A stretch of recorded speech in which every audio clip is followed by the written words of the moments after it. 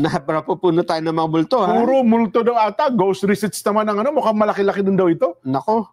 Sabi ko nga sa'yo, kasi lumilitaw din dyan na batay sa, kasi budget hearing, di ba? Kapag ka nagkakatanungan ng budget, lumilitaw yung mga, mga anomalya, ha? Oo, kung paano ginagamit, Nako. Dapat alam mo, sa mga investigasyon at sa mga pag-usuri na ganyan, dapat lumilitaw ang mga taong sangkot, yung mga involved sa mga bagay na ito. Ang problema dyan, diba? Halimbawa, ito, sinabi ni Mayor Magalong. Meron ba siya sinabi ngayon? Kasi may interview sa kanya dyan, ha? Ang sabi ni Mayor Magalong, baka ayaw talaga, di ba ang tagal nang hinahanap si Saldico? Nasa abroad daw, di ba tayo pinapauwi nga, di ba? Oo. Tapos hanggang sa nag-resign na siya, ayaw pa rin umuwi. Ang sabi ho ni Mayor Magalong, baka mismong si dating Speaker Martin Romualdez ang pumipigil na makabalik si Saldico sa Pilipinas. Ba? Paano yung teorya niya? Sabihin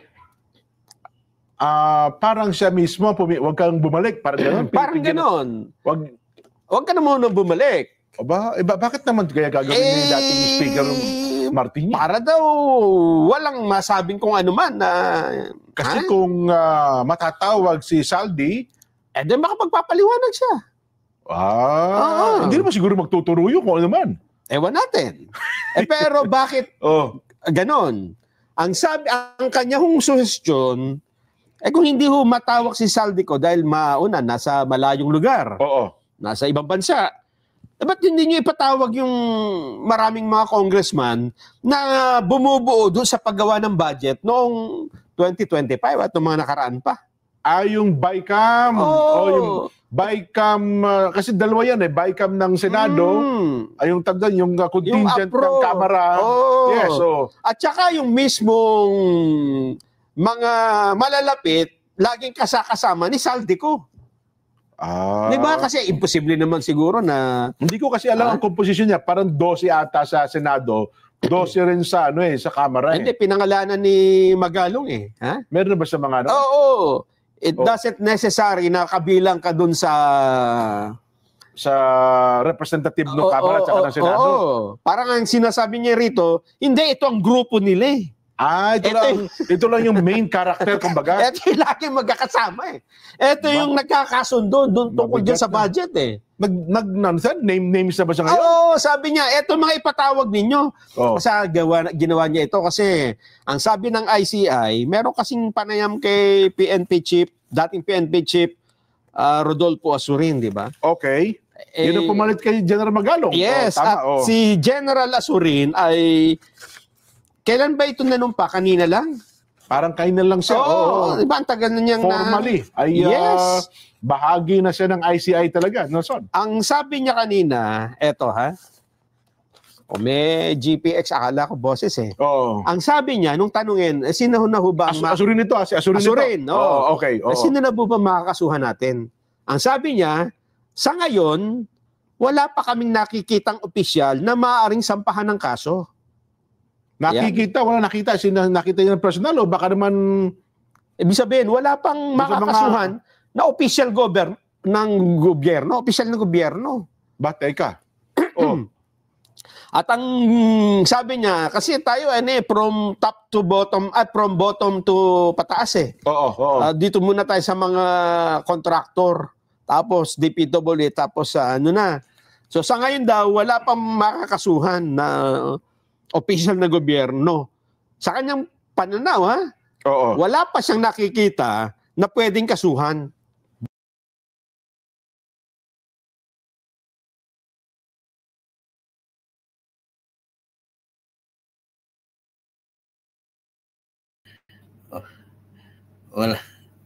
Wala pa raw nakikitang makakasuhan na taong gobyerno. Ang masakit nito, baka ang makakasuhan pa taong bayan. Putang ina buhay. Masama nito, taong bayan pa makakasuhan nito. Kaya nga sinasabi ko, walang mangyayari dito sa na ito. Dapat talaga dito, niluloko tayo nito si Bongbong Marcos. Niloloko tayo talaga nito. Ang problema, wala, parang hindi mo maintindihan yung taong bayan talaga. No? Isipin mo, ang sabi, wala pang nakikitang opisyal na maaaring makakasuhan sa flood control anomaly. Anak ng kamoting kawa. Sino kayang may kasalanan nung nakawan na yan? Taong bayan. Anak ng puta buhay ito. Sige, tuloy natin. Ba? Sa kabila nung napakarami nag-investigate, wala pang... Oo. Kaya ang sabi ni... Mesot naman pala. Pakinggan na lang natin. Pakinggan natin. General Asurin, sir, ano masasabi nga ninyo?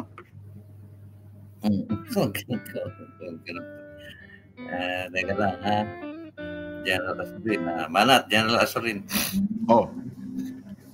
Now, wala pa kami nakikita na but definitely, ang umpisa kasi ng investigation dyan is dun sa baba dun sa district, yan. We just follow yung paper trail siguro. Hindi natin masabi pa sa ngayon. Yung sinuro yung mga makakasuhan, sir, wala pa ng reports. It will depend on the evidence, no? Kung ano ang ebidensyang meron kami makukuha, di syempre sila yung mailalagay doon sa aming referral as persons who may be responsible. So, gaya nung dating, like the first referral that we filed before the Ombudsman. It will be evidence-based. Yan ang sinasabi natin, Jen, na problema kapag ayaw nyong i-live stream ang inyong investigasyon. Di ba? So kung sila pala tatanungin, parang wala pang personalidad. Yes. Wala pa silang ebidensyang nakukuha. Paano nga kayo magkakaroon ng ebidensya? Tinago nyo yung hearing ninyo. Halimbawa, Jen. Ito lang. Ang advantage ng open ang hearing. Dinidiscuss sila. Ito po ang ganyan-ganyan. Anong ebidensya mo dyan? Meron po ako, kaya lang nakakalimutan ko na yung ganito-ganyan kung nanonood ang tao dyan, at yung isang nakakapanood doon, alam yung, nandun ako. Nung nagangyayari yan. Nang maganap ang krimen, nandun ako? Oo, nandun ako. Kitang-kita ko yan, yung sinasabi na yan. Hindi ko naman alam na yung palang mga maletang hinahakot doon, may pera pala yun. Nako po. Akala ko kasi nagkataon, nandun ako. Sapagkat palihim, hindi ho kayo matulungan ng mga mamamayan. Ano bang tinatago nyo, di ba? Tapos ngayon sasabihin nyo, wala pa kaming nakikita. Kasi kayo-kayo lang. Hindi ba? Wala pa raw matukoy ng mga ebidensya. Paano nga may makikita nga? Alam ka namang i-booking nila si Romualdez at saka si Bongbong Marcos. Sabi ko nga, wala nang mangyayari dito. Alam nyo, the only way na ito ay talagang mag-resign si Bongbong Marcos para mahabol natin itong perang to. Kasi ako, ang paniniwala ko, yung mga pera na yan ay nandyan pa sa mga maleta sa luggage. Kasi hindi naman nila pwedeng i-deposito sa bangko yan At hindi naman nila pwedeng ilipad ng ibang bansa, no? Definitely, nakatago yan dito sa Pilipinas kung saan mang bahay nitong, halimbawa, ni Saldico, ni Romualdez. Ang problema kasi hindi mo nga pwedeng halughugin dahil sa pahalughug ba ng gobyerno yan, pinsan niya yan. So, siguro, pagdating ng kung talagang yung taong bayan ay porsigido na mahanap itong pera na ito. Kasi hindi pa nila nagagastos yung iba dyan yung mga nagastos nila dyan, mababawi natin yan, alam nyo kung bakit. Yung perang nagastos nila, like for example, ibinili nila ng mga eroplano, pwede nating kumpiskahin. Yung mga ibinili ng bahay, pwede nating kumpiskahin.